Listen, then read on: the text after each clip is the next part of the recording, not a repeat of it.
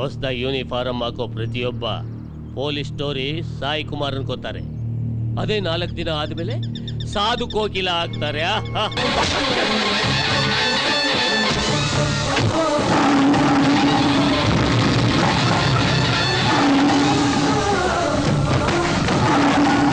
ನೋಡು, ಇದು ಕೆಂಪು ಕೋಟೆ.